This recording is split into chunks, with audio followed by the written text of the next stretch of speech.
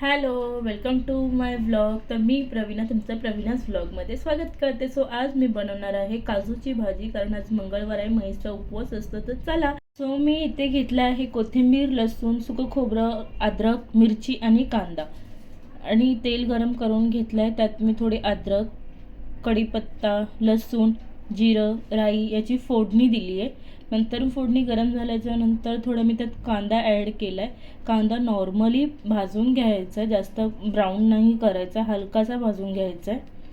तुम्ही बघू शकता कांदा थोडा नरम झाला होता, सो मी त्यात टोमॅटो ॲड केला आहे.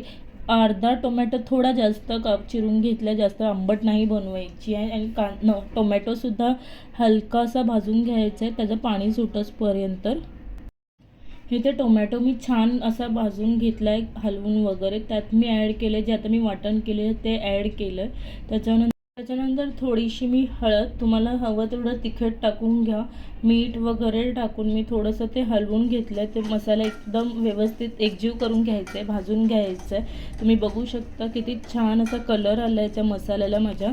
आणि मसाले भाजून घेतल्याच्या नंतर मी त्यात जे काजू आणि बटाटे होते, आणि काजू खूप छान आणि अख्खे होते काजू, स्पेशली त्यांना मला सोलायला खूप टाईम लागला, ते ॲड करून घ्यायचे आहेत. आणि परत पुन्हा ते सगळं एकजीव करून घ्यायचं आहे मसाल्यामध्ये.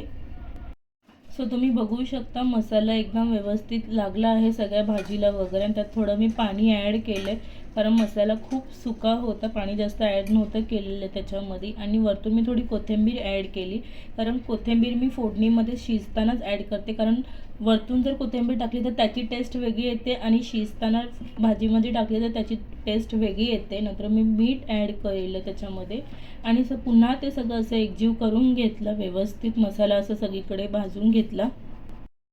तुम्ही बघू शकता किती छान कलर आलेला आहे भाजीला. थोडंसं मी वाफेवर तिला शिजवून घेते, आणि मग त्याच्यात पाणी ॲड करते. त्याच्या भाजीला एक वाफ आली आणि मी त्यात पाणी ॲड केलं. पाणी मसाल्याच्या भांड्याला जे पाणी होतं तेच मी त्याच्यामध्ये ॲड केलं, आणि ते परत मी पुन्हा सगळं असं एकजीव करून घेतलं, आणि भाजी शिजायला ठेवते मस्त.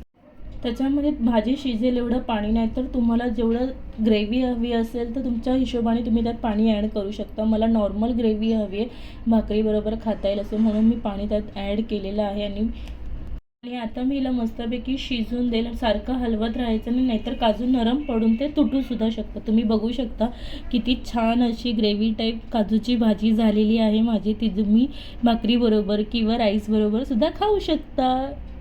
गणपती बाप्पाचा बर्थडे म्हणजेच मागे गणेश जयंती होती ना, आता गणपती बाप्पाचे फेवरेट मी मोदक सुद्धा केले होते नैवेद्यासाठी.